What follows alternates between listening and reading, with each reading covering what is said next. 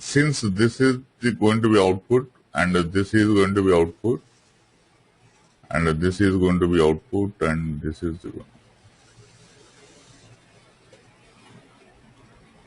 and I'll create a workflow.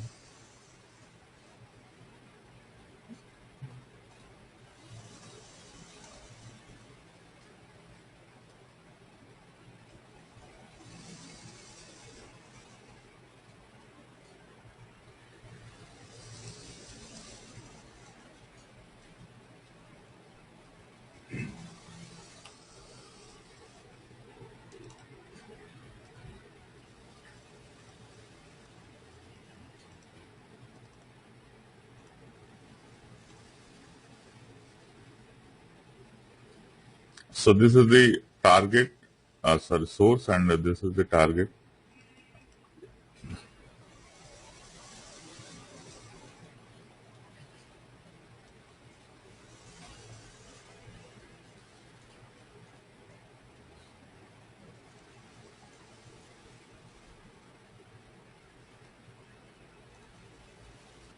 This is the source data we are giving as input. Okay, E1, 900, these are the records we have.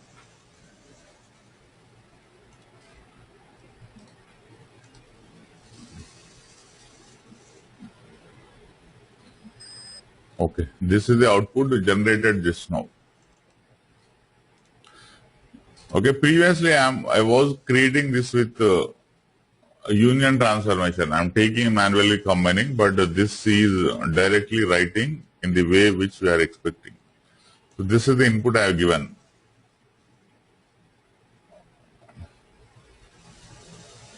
There is a small mistake, employee number decimal.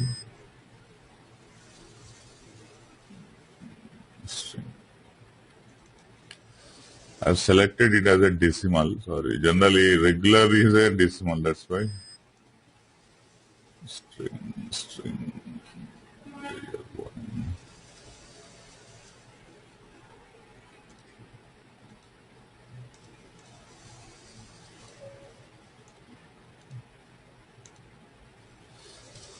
So I've taken, it is actually string because it is not our regular employee table. I just put E1, so that's why it made it as zeros.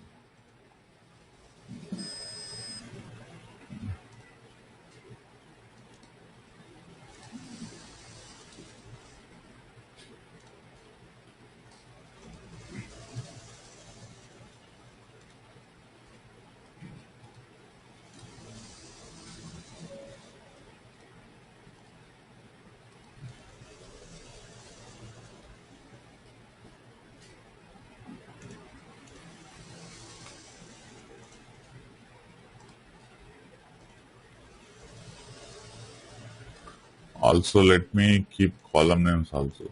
Got understood.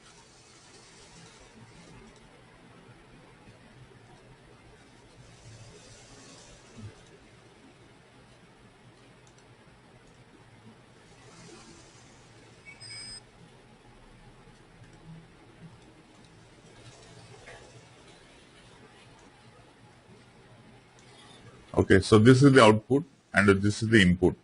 E1 900, 670, 799.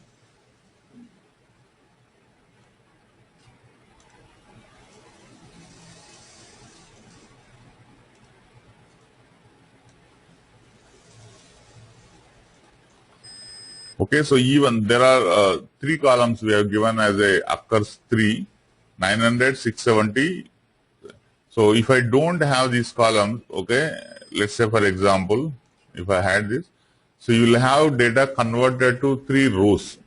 One record got converted to 3 rows, but it will be difficult, very difficult. Every record belongs to which month? Okay, so 900 is actually January month, but we don't know. Okay, if I give you this information, you will not be in a position to identify which record belongs to which column. So first is the January, second is. That's why these two columns which are generated by automatically Informatica. Okay, two things are there. One is the GK cell. GK cell means GK, that is a generated column. The salary is automatically the column name taken. Generated key means it will generate a serial number continuously starting from, let's say last time 1 to 12 and then 13 to 24 and then 25 to next whatever it is. Okay. So now if you see GCID, generated column identifier, it will help you to identify columns. Generated column identifier for every record. Let's say this is the first record. So it will tell you out of 3 columns which is the first column. January salary is the Jan is the first column. So 1 means the record is belongs to first column, second column, third column. So as we give input from here 1, 2, 3. So it is going to give you every record captured from which column, first to second, third column. So if you have this information, you can say that, okay, this is the January salary, this is the February salary, this is the March salary. If you want to understand, really get that feel of what is that information, you can take into expression transformation, right? If GCID equal to 1, then Jan, okay? If GCID equal to 2, then February, GCID equal to 3 is March. So that way you can write the logic and it will help you to understand every record coming from which column and all. So if you go very advanced level, if you really understand the COBOL structure, sometimes you will have complex structures also, maybe that is not required, but when you work on COBOL, so there will be something called levels also.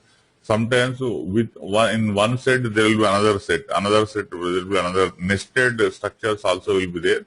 In that case levels will be helping, so that is not required unless you work on a COBOL file and it is not required.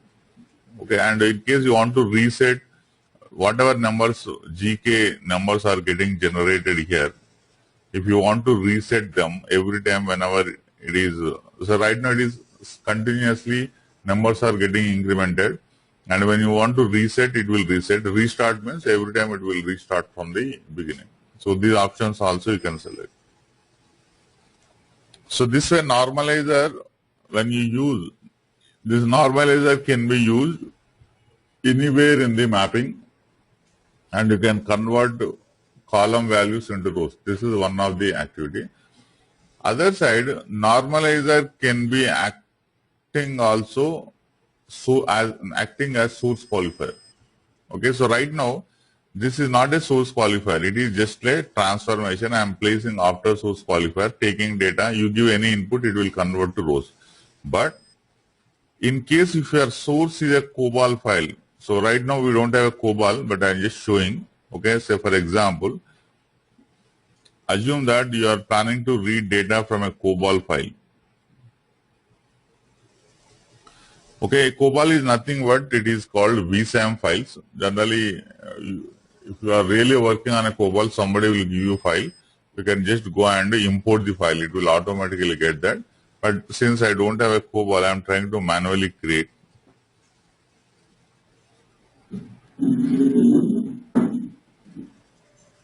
Okay, I have field 1, field 2. Okay, and then here new field. This is something like this we have.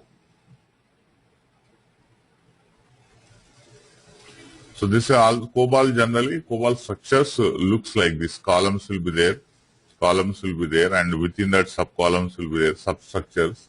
Okay, and because it is a completely denormalized. Okay, if I want to store employee department, so these two will have employees and these two will have department. So that kind of structure COBOL files will have.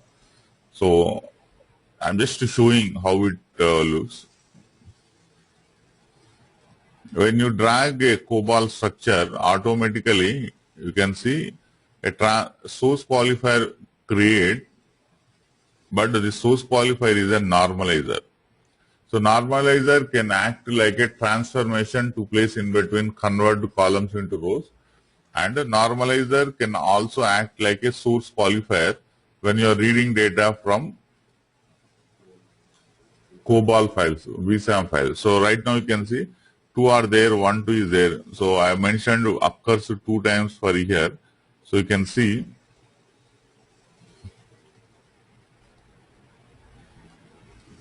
new field, and this is a new record actually, and new field 2, and it is going to be occur 2 times. Let's say new field 2 is going to be occur 2 times, new field 1 and new field 2. So there is one column, so that is 1 time, and GK and GCID. So it will automatically convert them. So COBOL will be in a denormalized, and when you are reading, it will automatically convert to normalized, the columns into rows, and then it will. So it can act in 2 ways. One as a transformation to place anywhere, or as a normalizer when you are reading data from a COBOL. Okay, so mostly if you are working on any mainframe projects, okay, if your source is mainframe, so in those cases your files will be provided in the form of COBOL structures. Okay, and when you don't need to too much worry if you have COBOL file, because it will automatically take care of whatever structure we have defined here. Even structure also you don't need to define here, because when you import, Informatica will understand the structure and then creates for you, so you don't need to worry. Okay, so this is all about basic transformations.